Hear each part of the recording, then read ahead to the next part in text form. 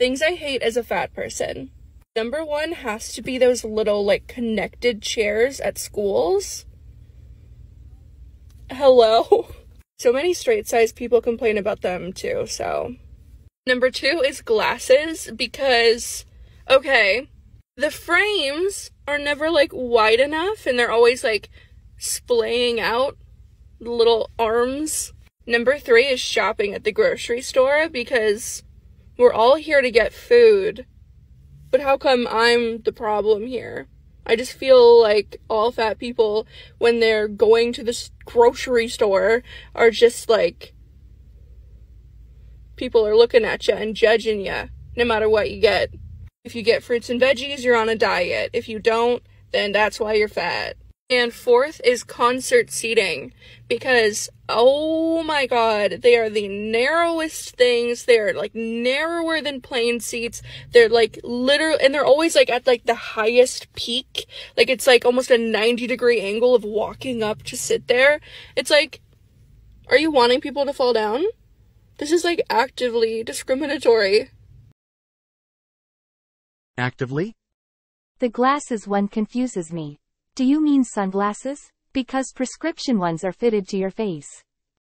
Why would seats be abnormally wide just because some people are? Hi, can I get a belt extender?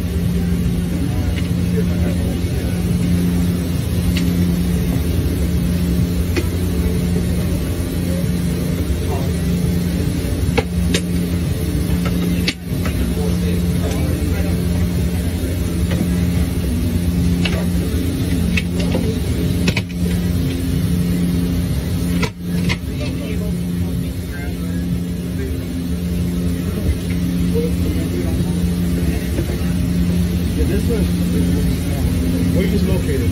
3A. I'll bring it. Okay, thank you. So what? You waited a little?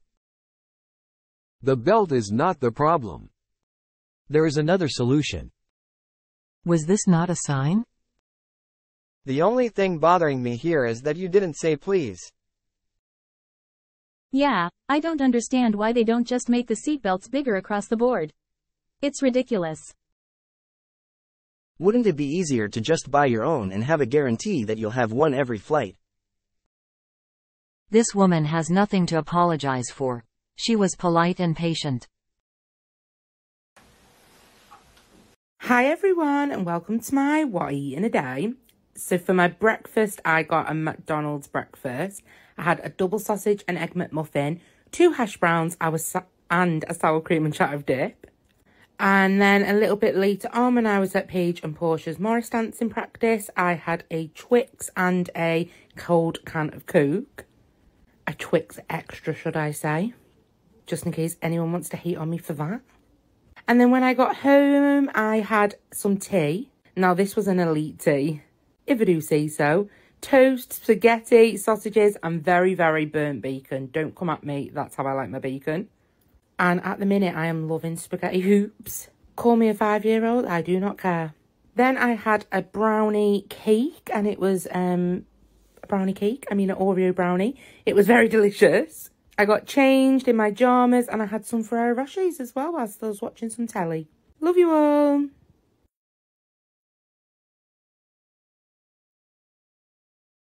Understandable that this is a trend, but should we be proud of what we eat? Easily 6,000 calories she's smashed there, but the enablers will all be. That's a normal amount. Where's the rest? There's no way there was just that. Fat is not a body type. Humans are not supposed to be fat. We all have the same skeleton. It's an eating disorder, a food addiction. Oh god, where to begin? Okay, so first of all, we all have the same skeleton. Okay, so we don't all have the same skeleton. That's why there are height differences in humans. Because some people have tall skeletons and some people have short skeletons. Now, if your point, which is what I think you were trying to say, which is that we're actually all made up of the same stuff, and therefore if we're all made up of the same stuff, then there shouldn't be fatness because we should just treat our bodies as they should be treated, you're really neglecting like all of the different nuances that our human bodies have. So like, for example, genetics, right? We're all made of the same stuff. So me and you, we both have eyes, we both have a nose, and we both have a mouth, but they look different. You know why? Genetics, they look different. How our bodies manifest is different. So that genetics can feed into like all sorts of things. It could feed into like, for example, hereditary conditions. It could feed into how fast or slow metabolism is. For example, have you ever met someone who just seems to be able to eat whatever they want and never gain weight? And we always say, gosh, they have a fast metabolism, or they're naturally thin or naturally slender. What is the caloric difference between a fast and slow metabolism? Vast majority of human race fits inside 200 to 300 kilocalories difference. Have you ever thought maybe the inverse is true? That maybe some people are born with slow metabolisms and therefore they gain weight super easy and they find it really hard to lose weight. And there might be a term for that. We might call it naturally fat. Okay.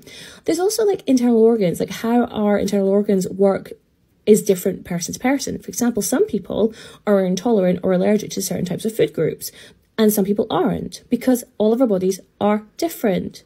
And maybe those factors have a influence on how we store, gain, keep, carry weight. So if your point is we're all made of the same stuff, I guess you're right to a certain extent, but how that stuff is all plugged in together is different. And therefore that's why we have a range of body types and sizes and heights. Like, that's why. It's really not hard to grasp. I hope you've enjoyed my biology lesson.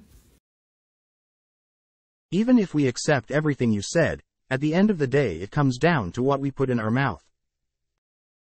To dumb it down for you, go look at some photos of newborn babies. They're all different sizes.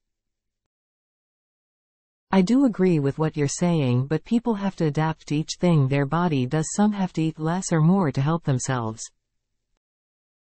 Genuine question, what about the extremes at both ends? For example, someone who is extremely underweight, is that natural? Not trying to be rude. If you're huge, you gotta have enough money to buy food to get to that size. If you're truly poor, you do not have enough money to feed yourself. If we were to take this comment at face value, I think most of us can see where it's fundamentally flawed. If this were true, then there would be no poor fat people. But a simple look around reality, the one that we all share, seems to point that that is not the case. That there are fat people of all socioeconomic backgrounds. There are poor fat people, there are middle-class fat people, there are rich fat people. It's almost as though there are other factors that come into play that determine whether or not a person is fat or not than just eating a lot of food. That's the stereotype. And it's the safe stereotype that we all like to believe, because we like to believe that we have control over that. That I could never be as fat as that person because I have self-control and I would never let myself eat that much. Let me just ignore genetics or other factors that may or may not play a part. It's just this. And that's taking that comment at face value. In reality, what this comment is, it's trying to find an excuse to continue to hold an anti-fat bias, to continue to be fat phobic, to continue to make fun of and treat fat people poorly. That's all this is. That is all it is. But even if it wasn't, it's just factually incorrect. If we're just going by foods making you fat, simple carbohydrates are super cheap, my dude. And those turn to basically sugar in your system. Ask a diabetic. Very interesting thing one of our subscribers once said, how's eating 3,000 calories cheaper than eating 2,000 calories? There is a big weight loss trend happening right now, as there kind of always is. So I wanted to hop on and say you don't have to join them. You don't have to join people in shrinking their bodies in pursuit of an arbitrary beauty standard. It's not sustainable, and there are much, much better ways to pursue health than just shrinking your body. And if you are wanting to pursue thinness in pursuit of beauty, really examine and interrogate where these standards come from. A lot of it has rooting in white supremacy, and be really aware of who you're excluding in that pursuit of beauty. Thinness is not the be-all end-all. It is not an indicator of living a great life. Being fat does not mean you are going to live a bad life, or a life that is in any way less good than a thin person, outside of systemic discrimination. If we continue to fight these biases and fight against these arbitrary standards, they will begin to crumble, and they already have. Why would someone wish all society be fat?